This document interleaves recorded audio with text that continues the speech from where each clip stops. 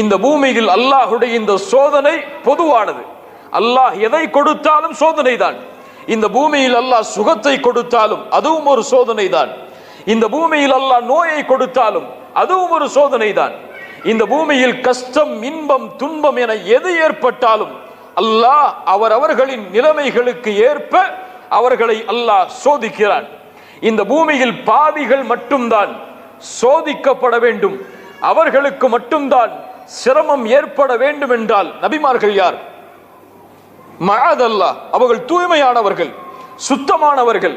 அல்லாஹ்வுடைய ரசூல் ஸல்லல்லாஹு அலைஹி வஸல்லம் சொன்னார்கள், அஷத்துன் நாஸி பலாஅன், இந்த பூமியில் அதிகமாக சோதிக்கப்பட்டவர்கள், சிரமத்திற்கு உள்ளாக்கப்பட்டவர்கள் யார்? நபிமார்கள். அவர்களுக்கு பிறகு வந்தவர்கள், அவர்களை பின்தொடர்ந்தவர்கள் என்று அல்லாஹ்வுடைய ரசூல் ஸல்லல்லாஹு அலைஹி வஸல்லம் சொன்னார்கள். இன்னும் ஒரு ஹதீஸை அல்லாஹ்வுடைய ரசூல் சொன்னார்கள், யாரை அல்லாஹ் நேசிக்கிறானோ அவர்களை அல்லாஹ் சோதிப்பான். அல்லாஹ் ஒரு அடியானை நேசித்தால் அவரை அல்லாஹ் சுகத்தோடு வாழ வைப்பான், நிம்மதியோடு வாழ வைப்பான், அவன் கேட்டதை அனைத்தையும் கொடுப்பான் என்று கிடையாது.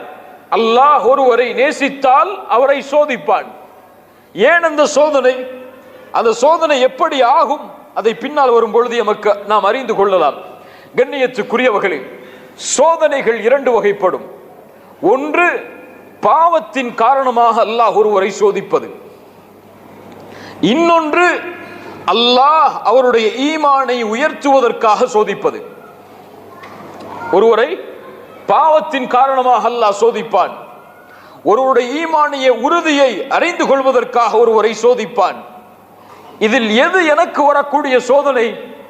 இதில் எது எனக்கு வரக்கூடிய சிரமம்? இதில் எது எனக்கு வரக்கூடிய கஷ்டம் என்றால் இந்த சோதனையுடைய முடிவு அதை வெளிப்படுத்தும். சோதனையுடைய முடிவு, அல்லாஹுடைய தீர்ப்பு எமக்கு அதை சொல்லும். இந்த சோதனை எதற்கு எனக்கு வந்தது என்று இரண்டு நிகழ்வை பார்ப்போம்.